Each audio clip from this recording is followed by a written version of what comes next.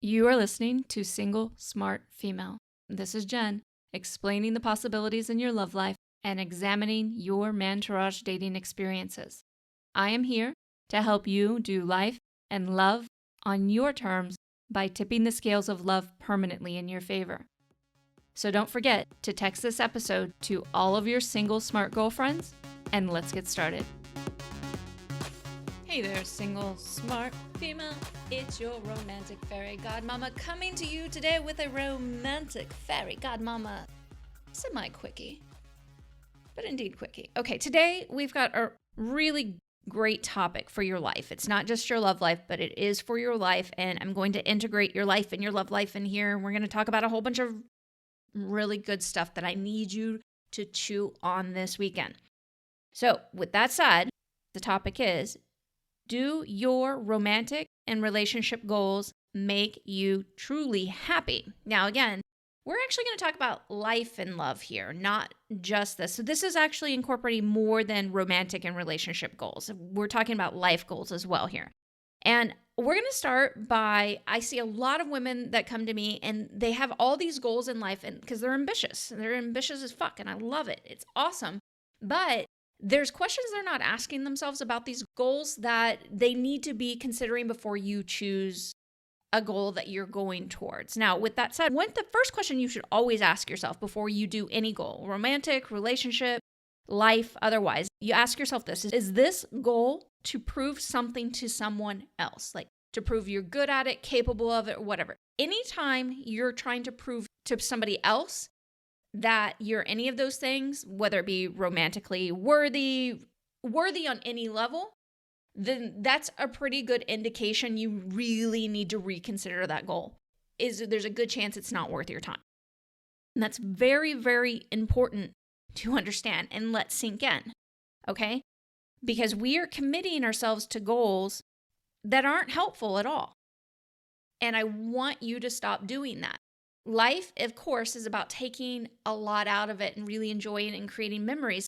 But if you're just stuffing goal after goal out of there, like I had a client come to me one time, she's like, I did all these amazing things. I don't even remember. I mean, there were just so many amazing goals that she had and she accomplished. And she goes, I felt nothing afterward. Well, because there's not space for you to feel anything because it's not something that's actually true to you.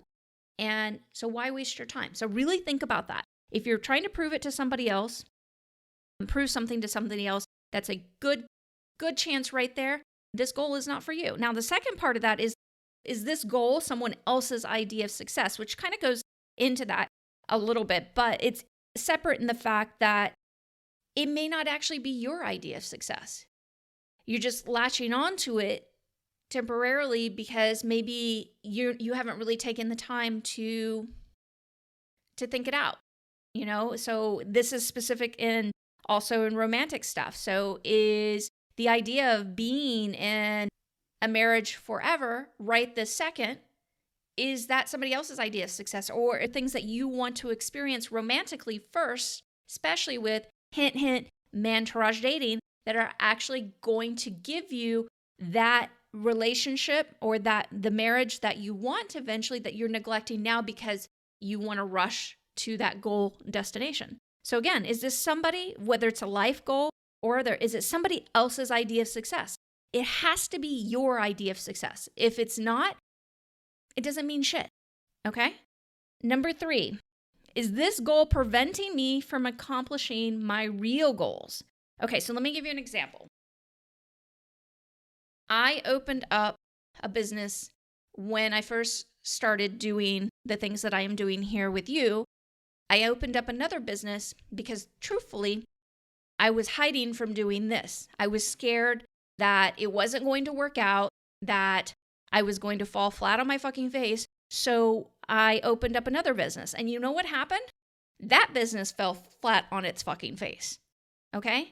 So you really have to look at all these goals and ask yourself these questions because there are a lot of us who are using goals, whether it be life goals or somebody's idea of romantic goals and all that stuff and getting into relationships too fast, all that are preventing us from what we really want because we're actually scared of what we really want. And yeah, I knew deep down inside that this was what I was supposed to be doing. I knew I was going to have tremendous success at it, but I was scared of that.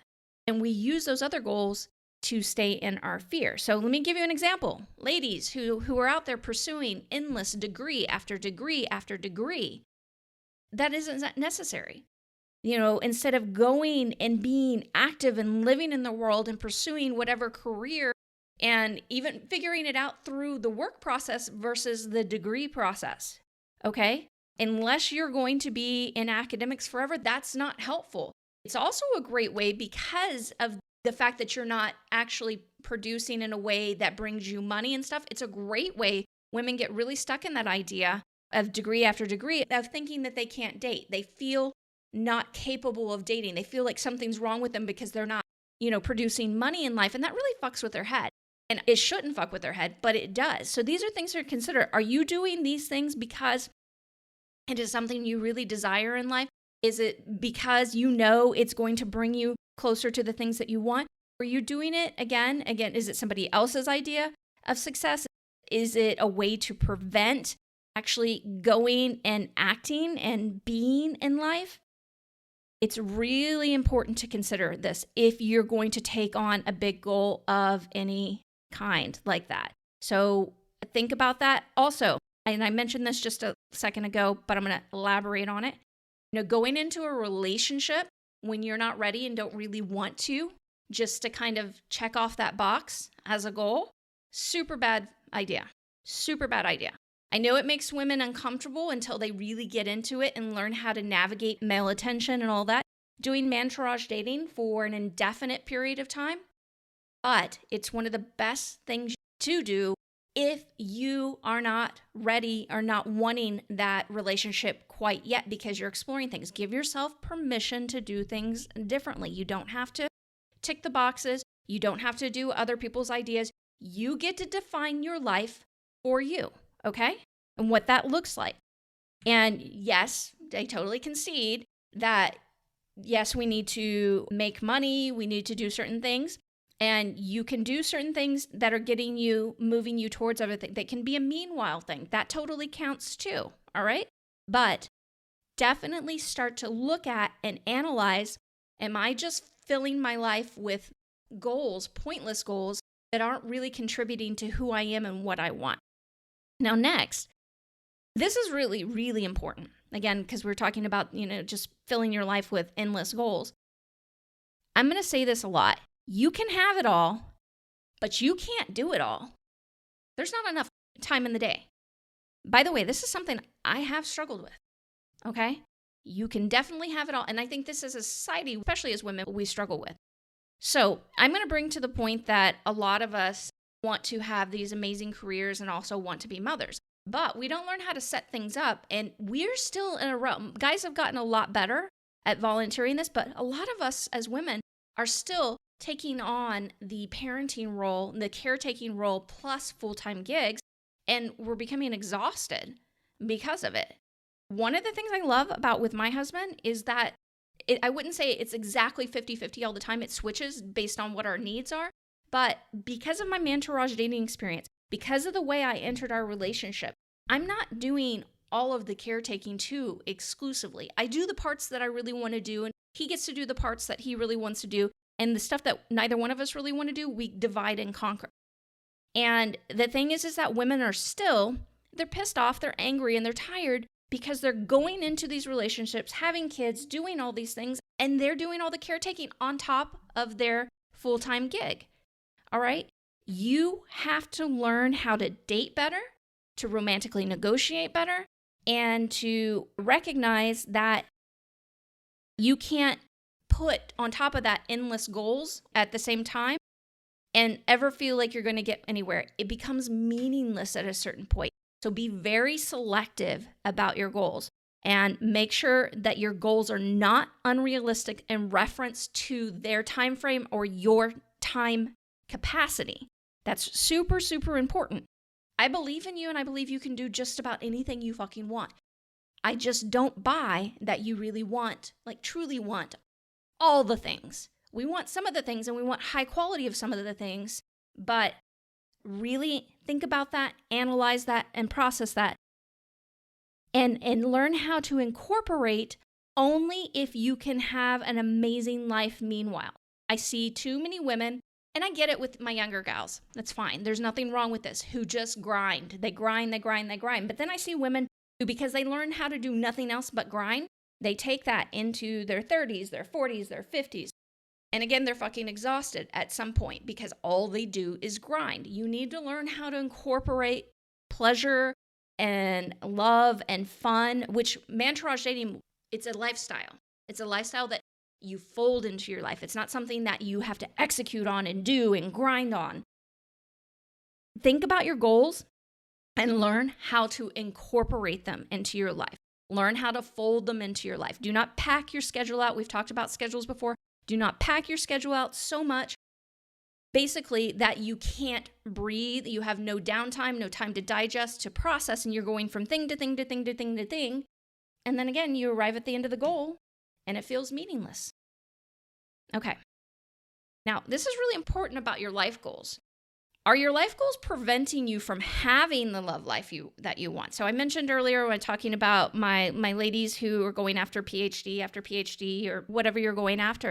A lot of times they don't have room for actual dating and enjoying. And of course, they have the thing around there because they're not earning money. They don't feel like they're actually worthy of having the partnership that they want, which that part is bullshit. You need to take that out of your head if that is indeed the case. But make sure every goal you select, whether it's academic, whether it's life, whether it's business, is it preventing you from having the love life that you want? And if it is, I'm not saying don't do it. If it is this long-term and indefinite? All right? Because that's what's going to take a toll on you long-term. You can grind for a short period of time. Maybe you choose not to date for a short period of time, and there's nothing wrong with that. You can even extend that if you really, truly want to. But make sure you're not neglecting that desire for human romantic connection that most of us have. Because you're going to hear me say it again and again. We do not need men. We could do really well in life without men. But most of us truly want a romantic connection, a profound romantic connection. So we have to have space in our lives for that to happen. And it's okay to not have space for a certain amount of time, but it does not need to be indefinite, because that's just you saying, hey, I don't really want love in my life, and I'm not really worthy of the connection that I want. Okay, so I really want you also, as we wrap this up, to think about life and love, dating, especially starting with Mantourage dating. It's not a goal. It's not something you have to obtain. Like when you get to the hashtag relationship goals and shit like that, it's really not a goal. It's a way of life. Mantourage dating is a way of life that leads you to a relationship that you really love. That's a way of life. And I need you to rethink how you're viewing these events in your life. Some of them are events and then they become repeated events. It's a way of being, okay? It's not something that you have to obtain. And when you start to shift that and allow something as profound as Mantourage dating to fold into your life, then all of a sudden you create the space for all of the quote unquote, I'm doing air quotes right now, goals that you want, which are actually just ways of being. Okay, so I want you, as you step into the world of being an adored woman, I want you to be being oriented and not as much goal oriented, specifically in dating and love. Hey, Lover Girl. Thanks for joining me today and texting this episode to all of your single smart girlfriends. If you have a question that you'd like to submit for on-air consideration or want to learn more about working with me, then meet me over at singlesmartfemale.com. See you there.